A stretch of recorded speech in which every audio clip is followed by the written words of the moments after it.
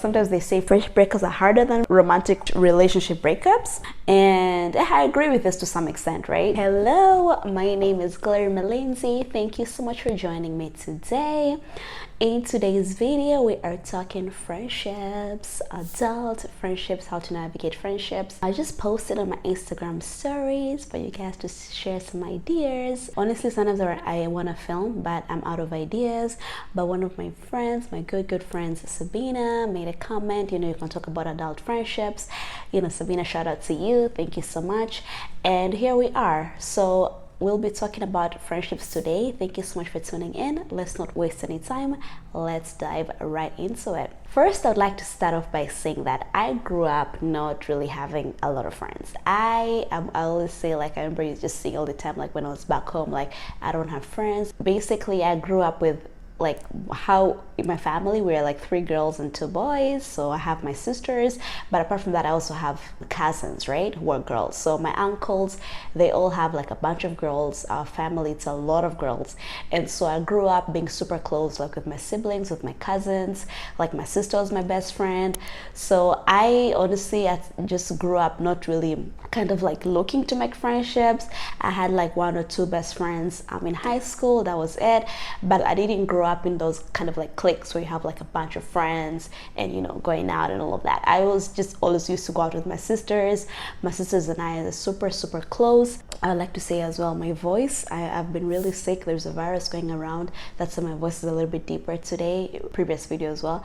May the Lord heal me. So I grew up super close with my sisters and my cousins. We're super close, all of us. So I grew up not really needing friends or anything like that. So I would honestly say, as I'm talking about this topic today when it comes to friendships, I'm actually learning these things, honestly, day by day. I'm still learning. I'm still trying to build friendships as well. I'm here in Canada. It's a new country for me, so I'm building friendships here as well. So it's a learning progress for me, to be honest. And so as I'm learning these things, I just decided to share as well. The things that I'm learning, I'm sharing them with you as well, and hopefully they will help you. So the first thing that when I was thinking about when it comes to this topic of friendships is Jay Shetty did this interview with Stephen, I believe it was, and he was talking about what we in general what we look for in people, right? So just in general what we look for in people, these are the 4 main things. So one of them is character, who they are as a person, right? Reliable, dependable, honest, hardworking, all those good stuff, just who you are as a person. So their character. The other thing is competence. So competence, this could be, you could have one of your friends who, let's say, they're very good with sales or accounting or one of those things that basically that this friend, if I have an issue with the law, if I have an issue with accounting, I can reach out to this friend, so it's kind of that friend where you can just reach out to them when you need help with a certain thing, right? So there's character, there's competence, there is care. Care is motherly, the motherly kind of care of checking on you, right? Checking on you, in the morning, my mom checks on me every single day, literally, how are you doing? How are you feeling? My dad as well. So you get this, from your parents, but then of course we can look for this in our friendships as well, just that friend that just in general cares for you, right? So we have character, competence, care, and consistency. Consistency is how frequently we are communicating, how frequently we are meeting each other, having that quality time.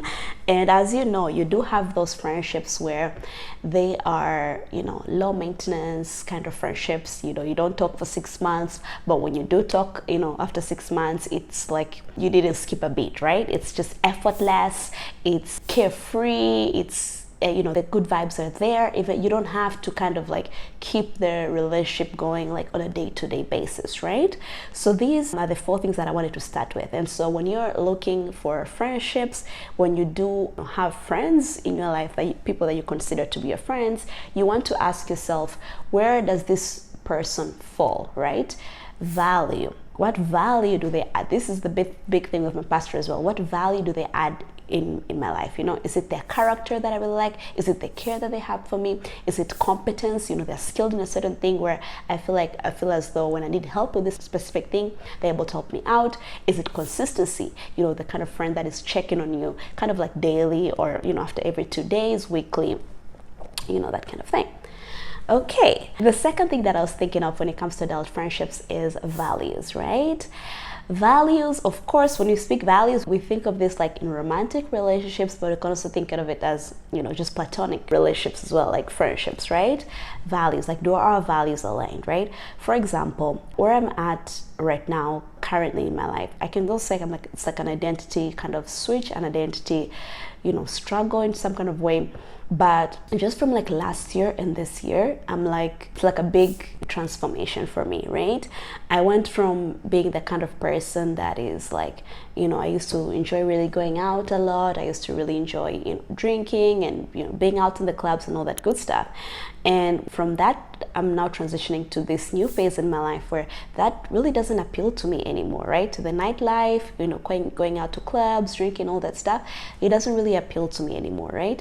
So if I have a friend that is, kind of like still about that life and they value that kind of lifestyle, then it's tricky, right? It's very tricky to navigate that kind of relationship, right? And as well, one of the biggest things that I actually learned just recently actually is that one of the things that I actually really value right now when it comes to my friendships is honesty and openness, right? I consider myself to be an open book. I open up to my detriment sometimes very easily. I may not know a person really that well, but I can feel very comfortable and I can open up very easily. But what I've noticed about myself recently is that I do value when I have a friend that is going to open up to me as well, right? Of course, there are some people that are not comfortable with that. There are people that are just for the most part, closed off, or, they feel introverts, so they may feel comfortable just opening up after like, a number of months or a number of years, just until when they're really, really comfortable, right? And that's totally fine. But for me, as a person that I would consider myself to be very open and I'm willing to share, even on YouTube, right?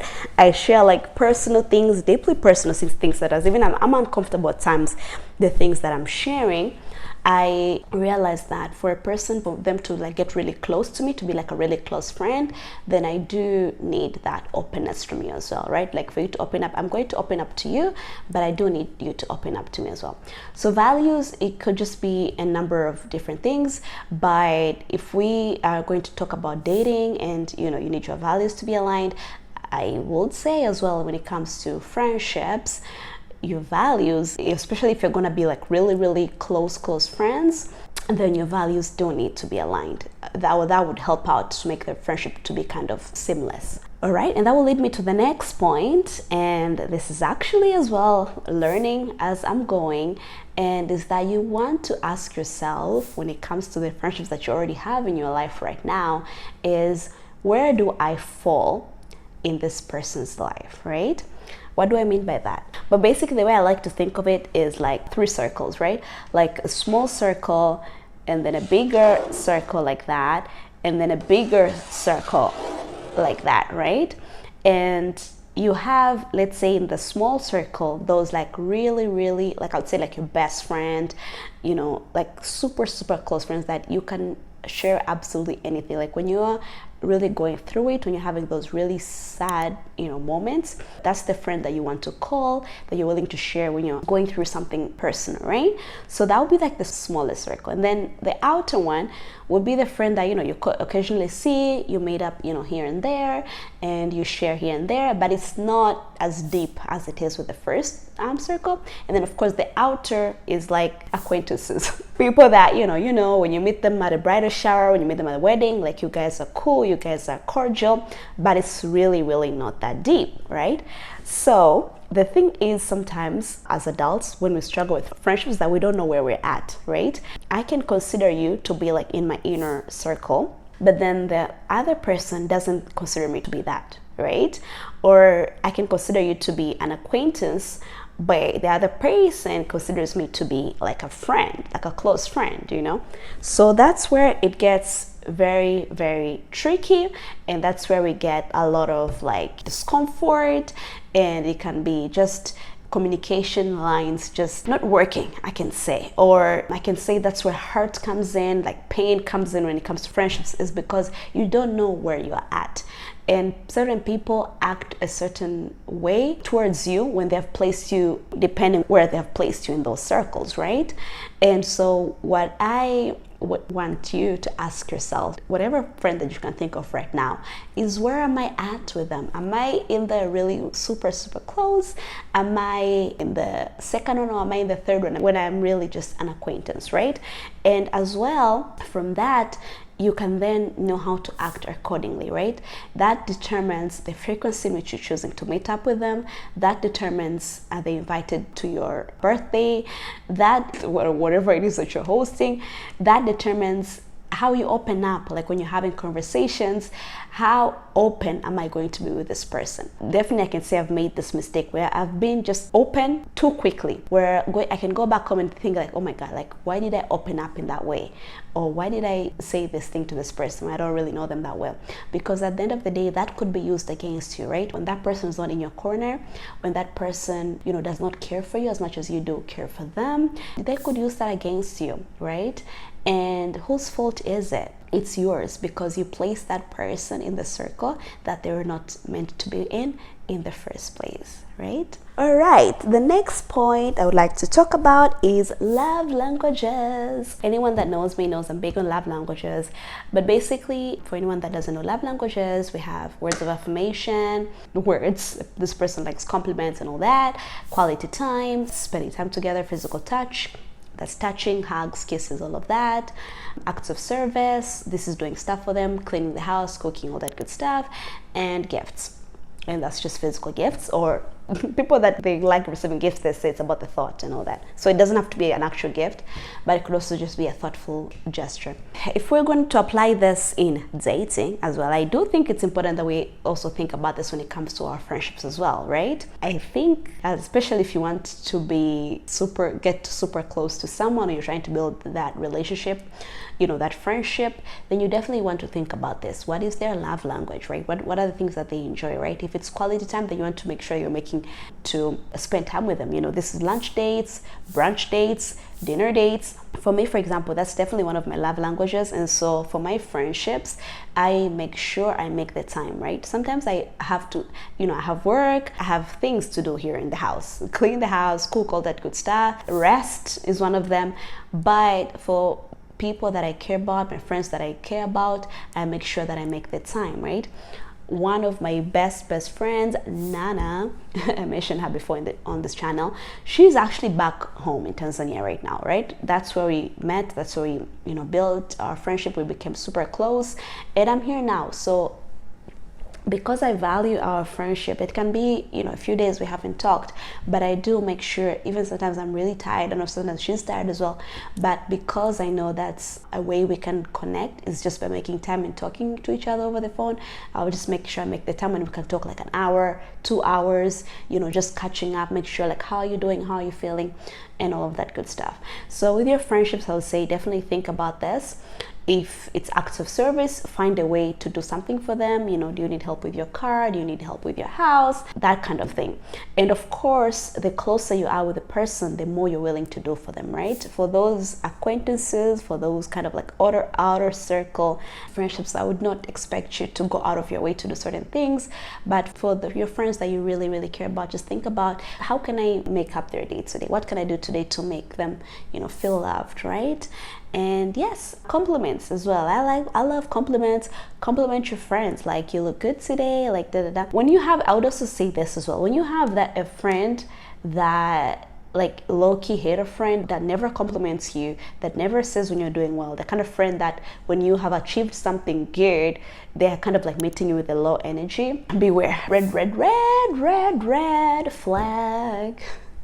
Honestly, I feel like I've been filming for a long time, and I think I would like to do a part 2 to this video.